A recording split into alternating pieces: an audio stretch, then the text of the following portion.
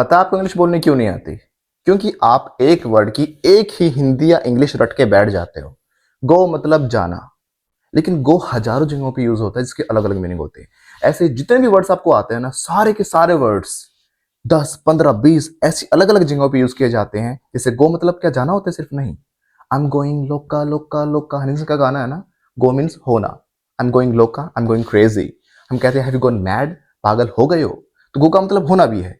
मैंने कहा go for it. So go for it का मतलब क्या हुआ कि हाँ, इस डिसीजन को लो, ऐसा करो आप। ऐसे मेरे स्टूडेंट ने पूछा कि सर प्ले अराउंड का क्या मतलब होगा। मैं कह रहा हूं कि एक मतलब होता ही नहीं है, depends upon the context and sense. तभी कहता हूं जिस दिन सेंस समझ गए ना, आपकी वोकैब कभी कम ही नहीं पड़ेगी। अदरवाइज अगर आपको 5, 10, 20 साल भी हो गए ना वोकैब सीखते सीखते, आपको हमेशा ऐसा लगेगा यार कहीं ना कहीं वोकैब की वजह से मैं अटक जाता हूं।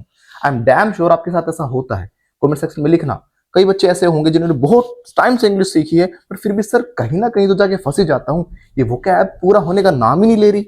पता है सर क्यों? क्योंकि आप वर्ड्स को रटते हो उनके एक डायरेक्ट किसी एक पर्टिकुलर मीनिंग के साथ। जिस दिन कॉन्टेक्स्ट और सेंस बनाना समझ गए तो आप समझो कि अरे हाँ, एक ही वर्ड को हम कितनी जगहों पे यूज कर सकते हैं। जैसे मैंने कहा I killed my self for that job but he got the promotion. I killed my self, तो किल का मतलब मारना होता है ना, तो क्या यहां पर भी मारना ही था? When I said I killed myself for that job but he got the promotion, यानी मैंने जी जान लगा दी थी उस जॉब के लिए, बट उसको प्रमोशन मिल गया।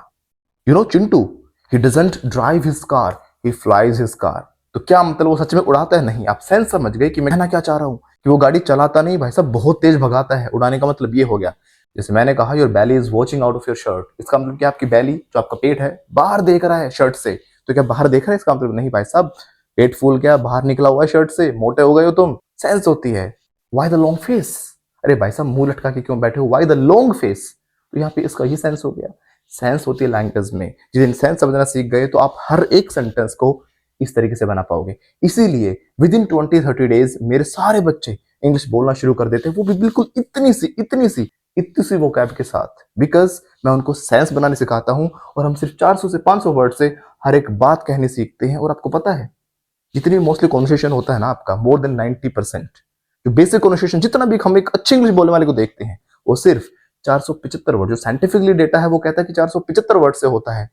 क्या आपको 475 यानी कि 500-600 वर्ड्स नहीं आते क्या?